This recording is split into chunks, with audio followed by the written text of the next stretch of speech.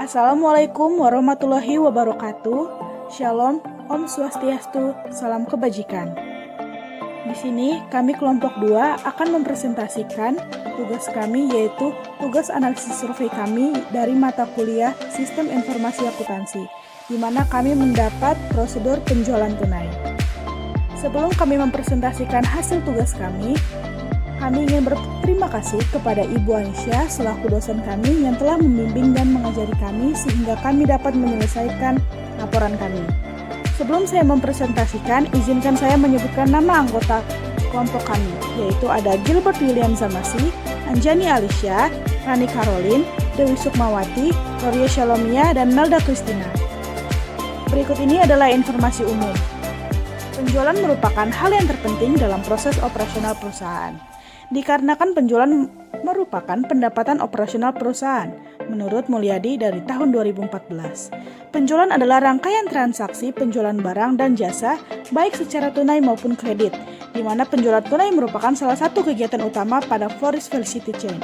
Nah, Florist Felicity Chain merupakan narasumber kami, yang dimana bergerak di bidang dekorasi yang menyediakan jasa pembuatan rangkaian bunga.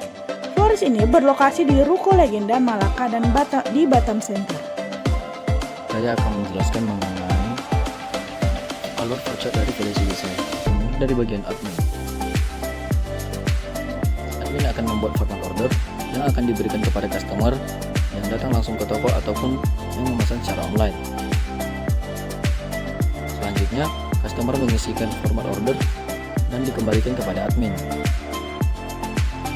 Lalu, admin menjelaskan sistem pembayaran dan mengirimkan opsi pembayaran yang bisa dilakukan oleh customer. Dan customer memilih opsi pembayaran yang sudah diberikan. Selanjutnya, customer mengirimkan bukti pembayaran atau bukti transfer atau berbentuk kwitansi yang datang secara langsung. Selanjutnya, bukti pembayaran akan didistribusikan kepada akunting dan akunting akan memverifikasi pembayaran tersebut apabila dilakukan secara transfer.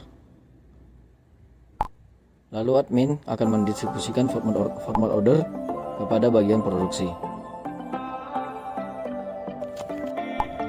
Lalu bagian produksi menyiapkan bahan untuk membuat pesanan customer. Lalu merangkai pesanan sesuai dengan request dari customer. Lalu bagian produksi mendokumentasikan pesanan yang sudah jadi. Setelah itu, bagian produksi mengirimkan dokumentasi kepada admin, lalu admin mendistribusikannya kepada customer untuk memverifikasi atau apakah pesanan tersebut cocok atau tidak.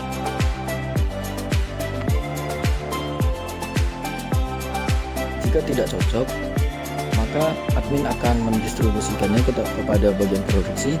Lalu bagian produksi akan membuat kembali pesanan yang sesuai. Jika sudah cocok, maka bagian admin juga mendistribusikannya kepada bagian produksi, sehingga bagian produksi akan meminta invoice kepada bagian akunting.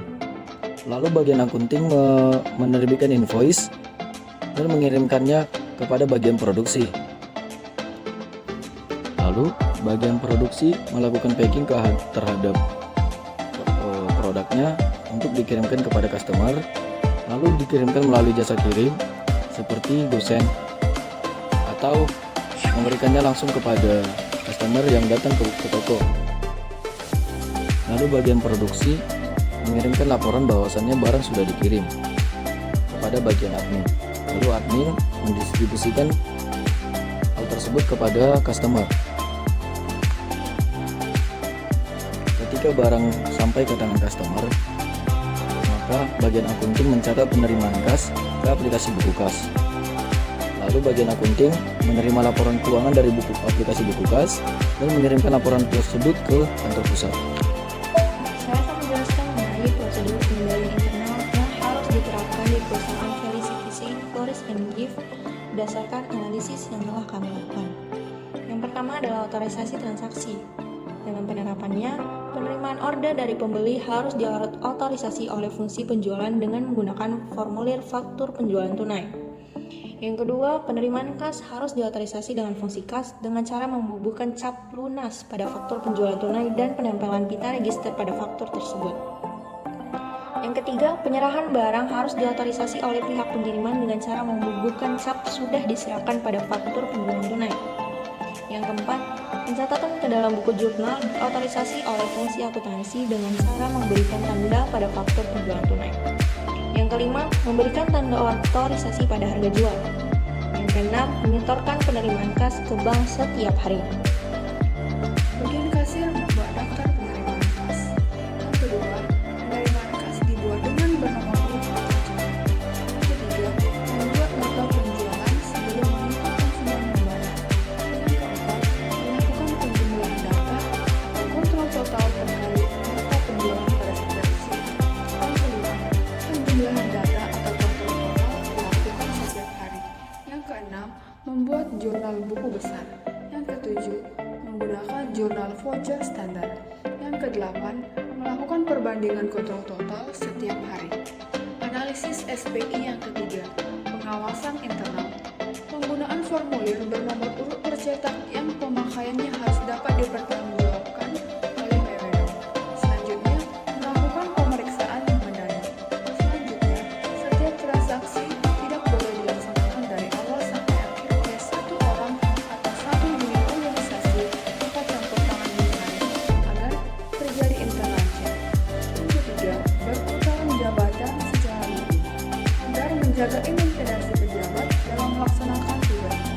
Lalu, keharusan pengambilan cuti bagi karyawan yang berhak. Selanjutnya, secara periodik dilakukan percocokan visi aset dengan aset anggaran.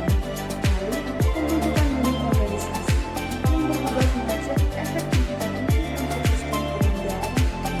Yang terakhir, seleksi calon karyawan berdasarkan persyaratan yang dituntut oleh pekerjaan. Saya akan menjelaskan mengenai saran atas pelaksanaan sistem pengendalian internal prosedur penerimaan kas dari penjualan tunai Felicity Saint Forest adalah sebagai berikut. Pertama, adanya penambahan tugas bagian gudang yang fungsinya dipisah dari bagian accounting guna menerima faktur penjualan sebagai informasi barang apa saja yang telah diorder dan mencatat pengurangan persediaan. Kedua, penambahan otorisasi transaksi pada bagian pengawasan internal agar diperlukan untuk menilai proses kinerja perusahaan Felicity Saint Forest. Ketiga, adanya penambahan dokumen dasar sebagai kontrol transaksi seperti kwitansi, faktur, nota, dan bukti transfer yang lebih memadai yang harusnya diotorisasikan sebagai dasar pencatatan. Baiklah, selanjutnya saya akan menjelaskan dampak yang akan terjadi jika perusahaan Felicity tidak melakukan hal-hal tersebut. Yang pertama, lemahnya otorisasi transaksi dalam suatu perusahaan dapat mengakibatkan kemungkinan terjadinya penyimpangan yang tentunya tidak akan menjamin keamanan aset perusahaan. Yang kedua, rancangan dan penggunaan dokumen serta catatan akuntansi sangat diperlukan untuk menjamin kebenaran transaksi secara tepat. Jika tidak diterapkan, informasi akuntansi akan tidak teliti dan efisiensi yang tidak terjamin pada akhirnya akan menghasilkan laporan keuangan yang tidak dapat dibuktikan kebenarannya. Dalam perusahaan pengawasan internal dilakukan dengan cara pengecekan independen terhadap kinerja. Hal ini dilakukan dengan tujuan mencapai kinerja efektivitas kegiatan, mendapat kepercayaan laporan keuangan dan kepatuhan terhadap kebijakan. Apabila perusahaan tidak menerapkan pengawasan internal, tentu saja tujuan tersebut akan berbanding terbalik dengan hal yang akan terjadi, seperti menurunnya efektivitas dan efisiensi kegiatan operasional organisasi. Muncul keraguan pada laporan keuangan dan pembatalan organisasi terhadap kebijakan yang telah dibuat oleh perusahaan. Baik, itu saja presentasi dari kelompok kami. Terima kasih kami ucapkan kepada Bapak Ibu dosen yang telah mendengarkan presentasi dari kami. Kiranya presentasi dan laporan yang telah kami buat dapat berguna di masa depan. Mohon maaf jika ada kesalahan dalam ucapan maupun dalam laporan yang kami lampirkan. Sekian dari kami. Wassalamualaikum warahmatullahi wabarakatuh.